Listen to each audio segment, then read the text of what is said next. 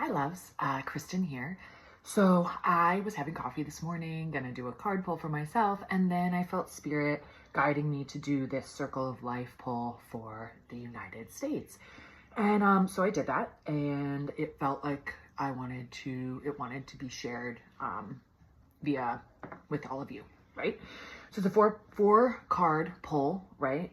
Circle of life, so like north, south, east, west, right? And so it feels like a potent one for us, for us in the US. So the top card we got was the highest possible outcome, and we got the Nine of Swords.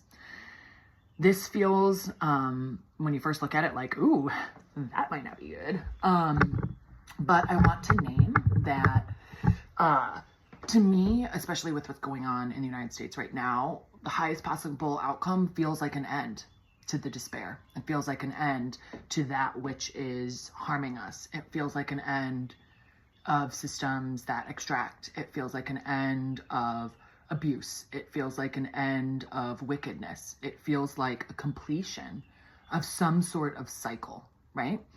And it's interesting, this particular Nine of Swords card, because you can see there's like this kind of like white crow, spirit crow coming in, right? You can also see that she's got almost like this alternate reality, like a bed frame right behind her, right?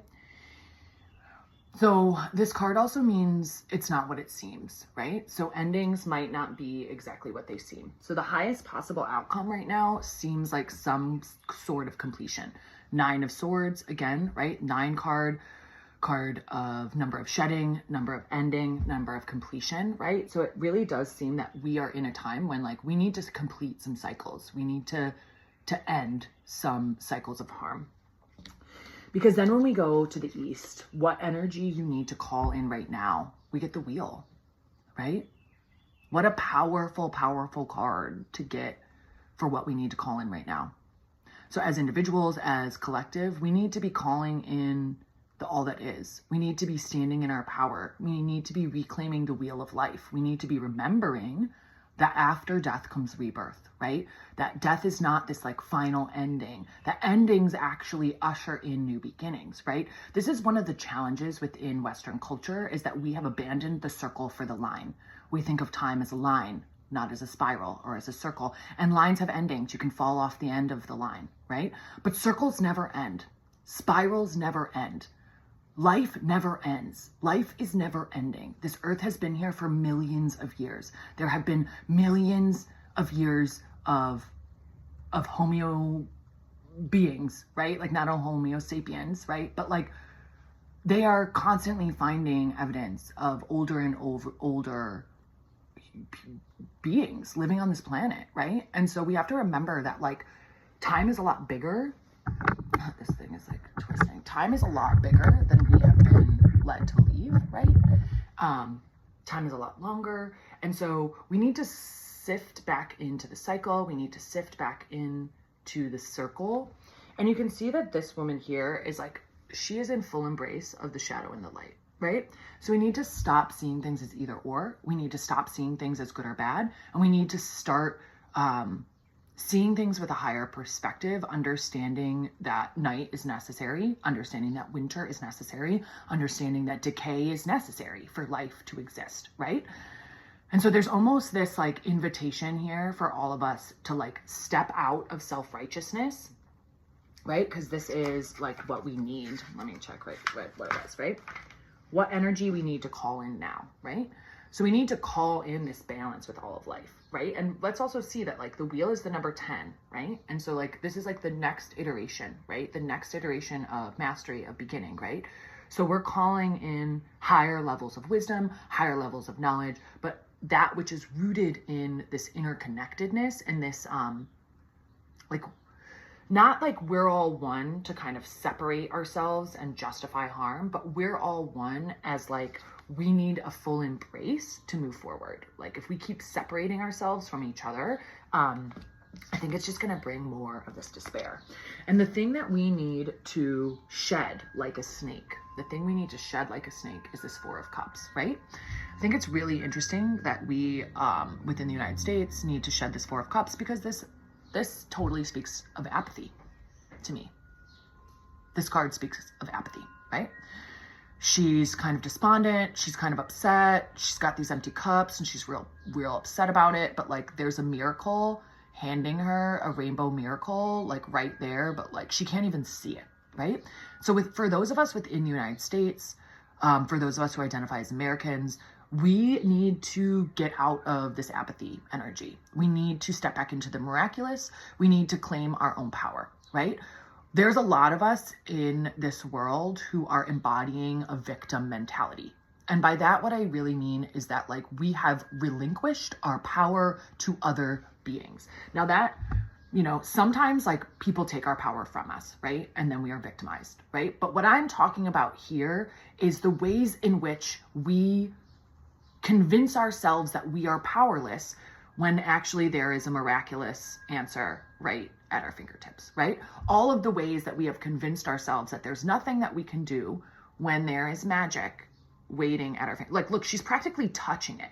She could grab it. She could reach out and make it her own, but she's so convinced that she just can have this mundane, that she can't have the miraculous, right? That's part of the programming within the United States has been to get us comfortable with the mundane so that we never reach for the miraculous, right? We need to start reaching for the miraculous if we want a different way of being, right? Like if this, you know, because again, this is like the highest possible outcome. So for me, the highest possible outcome is an ending to the despair, an ending to the suffering, an ending to the like melancholy and the struggle and the not being able to survive, right?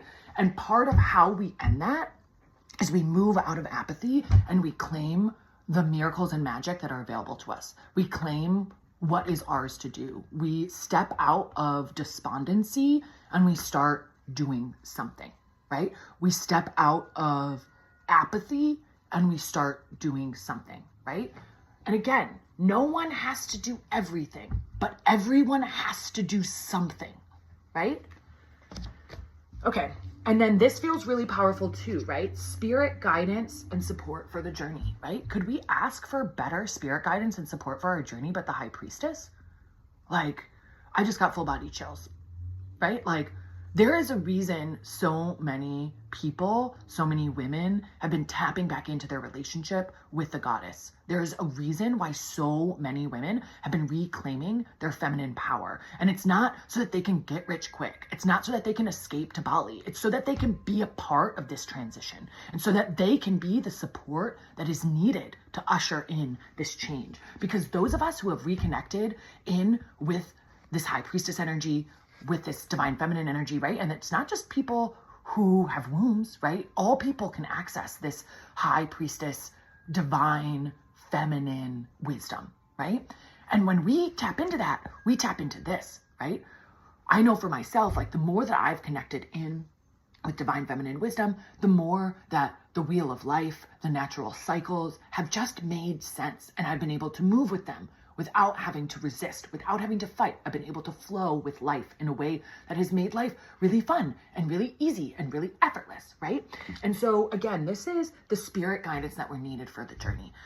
So for all of us who are tapped in and able to tap in with the divine feminine, with the divine, with spirit, right? We need to be tapping into that energy. And for those of us who've been cultivating a relationship with spirit, who have been cultivating our ability to hold ceremony, to do ritual, to channel, to meditate, to connect in with forces that are larger than ourselves, otherworldly forces, like we are needed now. We are needed now, right? She chose us, initiated us so that we would be ready for the moment of despair and we could act, right? And I want to really name again, right? Like this Nine of Swords is all about the end of that which needs to end so that something new can begin, right? All of us know that there are things that are not working. All of us know that there are things that are not working, right? But if we continue to just say, it doesn't work, I guess I'll keep doing it. It sucks, so I'll just do it, right? We stay stuck here, right? But enough people are starting to be like, this is BS, right?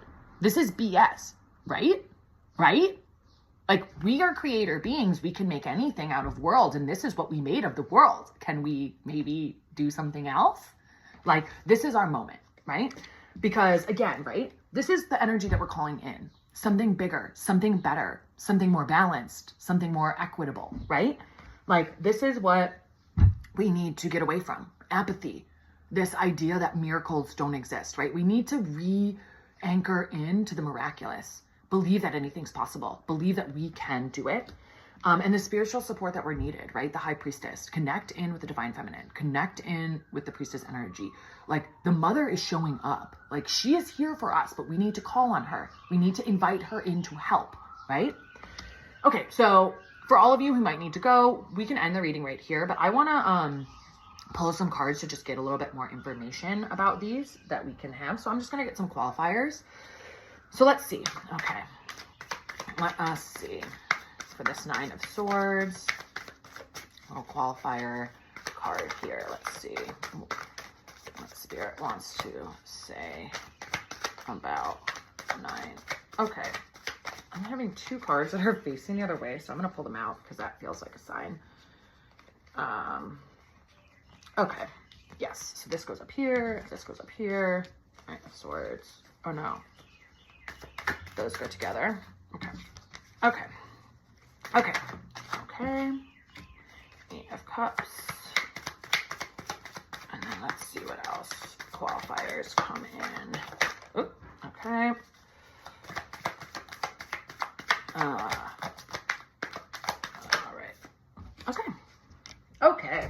okay, so the kind of like clarifying cards that came in for the 9 of Swords is this Knight of Swords and this 10 of Pentacles. So this is the highest possible outcome.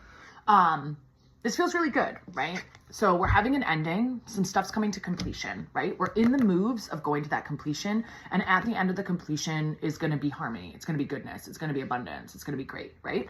But I want us to remember that, like, this right here doesn't look like this, right? They're almost like contrasting, right? So the journey to get to this isn't going to seem like it's going to be getting us here, right? Like, this doesn't necessarily seem like this is leading to like sunshine, rainbows, and abundance, right? It looks kind of bleak. It looks kind of intense, right? And so there's a reminder here that the path, the journey forward is going to look intense and going to feel bleak, and it's going to ask a lot of us. But we have to remember that it is leading us towards this abundance, towards this harmony, right? Okay, so we got, with the wheel, we got the 8 of Cups, right? So this is really speaking to like a ritual walking away, right? In many ways, in order for us, because this is the energy that we need to call in right now, we need to walk away from that which doesn't work. We need to walk away from the beliefs that don't work. We need to walk away from the mindsets that don't work. We need to walk away from the institutions, from the values, and not just walk away. We might need to do like a full-on ritual release so that we can move into something different, right? Something that, you know, again, within this like system, right? Because I'm doing this reading for the United States. So within this country, right? Like, there's a lot of harm, a lot of despair, a lot of suffering, a lot of just like kind of pushing through to get by, right? And that experience over generations has created a mindset of struggle and survival, a mindset of like waiting for the other shoe to drop, a mindset of, you know, like getting by, right? And there is a strength in that, right? And I don't want to poo-poo on that. I'm not here to poo-poo on that. But I'm saying that, like, if we are caught in this mindset that like life is struggle, life is hard, and life can never be good, then I'm going to tell you, brother, that that is true for you. You will create that reality, right? And so for those of us who want something more for humanity than this despair, than this suffering, we need to actually let go of the beliefs that keep us stuck in that despair. We need to let go of the values that say despair is the only way. We need to let go of the belief that like there's never going to be enough and that's just how life is going to be, right? And so for the energy that we need to call in now, we need to walk away from the things that don't serve us into this new day, right? Okay, so this was what we need to shed like a snake. And we had got the 4 of Cups and we got the 7 of Wands. And or not Wands, 7 of Swords. And I want to say this card has come up in a lot of readings I've been doing recently. And to me, especially in this, what we need to shed like a snake, what this means to me is like, we need to stop being scared of what people will think of us. We need to stop being scared of what people will think of us when we start living aligned with our values and divest from this system of harm.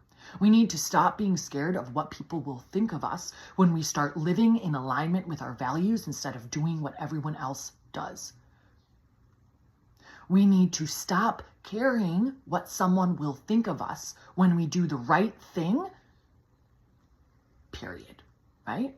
This card, Seven of Swords, in the traditional deck is often a card that talks about betrayal. But for me, in this deck, the way it speaks to me is about the ways in which we are betraying the systems in service of the light.